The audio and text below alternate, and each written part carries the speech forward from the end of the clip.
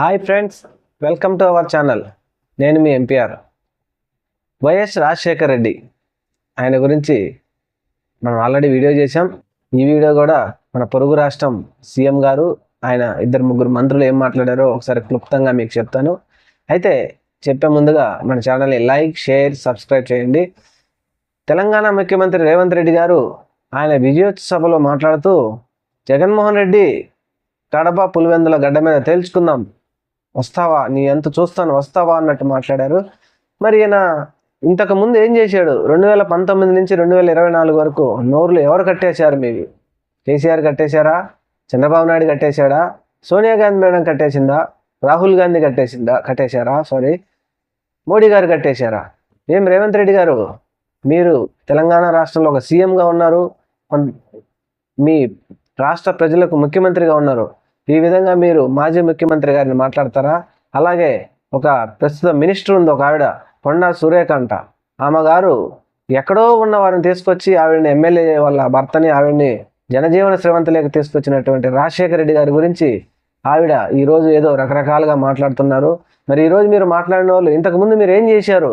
మీరు ఈరోజు అందరూ వచ్చేసి జగన్మోహన్ రెడ్డి గారు మాట్లాడుతున్నారు. ఇంతకుముందు ఏం మాట్లాడారు? మరి ఏమమ్మా కొండా సురేఖ, ఆంధ్రప్రదేశ్లో వైఎస్ రాజశేఖర రెడ్డి గారి విగ్రహానికి పెట్రోల్ పోసి నిప్పంటిస్తే ఎక్కడ పోయినావు రేవంత్ రెడ్డి? ఎక్కడ పోయినావు కొండా సురేఖ? ఏమయ్యా బట్టి విక్రమార్క, మీ ఇంట్లో వైఎస్ రాజశేఖర రెడ్డి బొమ్మ ఉంటుంది, రాజశేఖర రెడ్డి గారి బొమ్మ ఉంటుంది అంటుంటారు. మరి ఆంధ్రప్రదేశ్ రాష్ట్రంలో ఒక వైఎస్ రాజశేఖర రెడ్డి గారి బొమ్మ మీద పెట్రోల్ పోసి నిప్పంటించినప్పుడు ఏం మాట్లాడుతున్నావు నువ్వు? ఎటు పోయినావు? నోరు ఎవరు కట్టేశారు నీకు?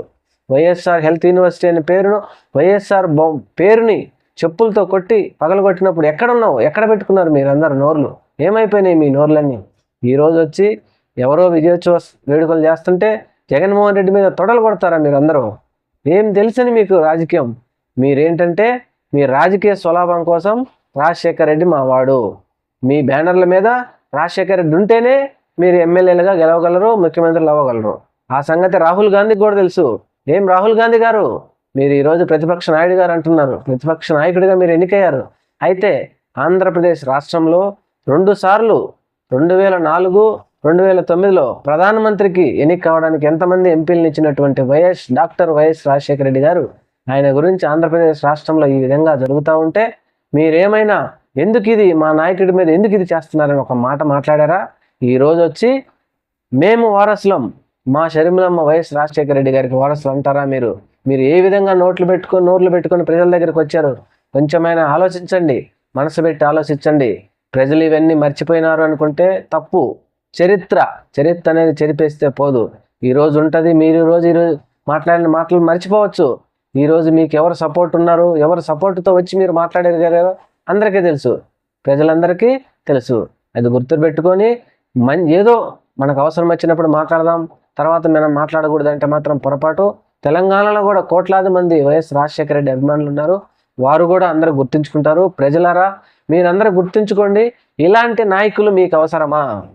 ఎలక్షన్లప్పుడు మాత్రం రాజశేఖర రెడ్డి కావాలి, ఎలక్షన్లు అయిపోయిన తర్వాత ఆయన పేరుని వైఎస్ జగన్మోహన్ రెడ్డి గారు ఎన్టీఆర్ అని ఒక జిల్లాకు పేరు పెట్టారు. ఆయన మహానాయకుడు.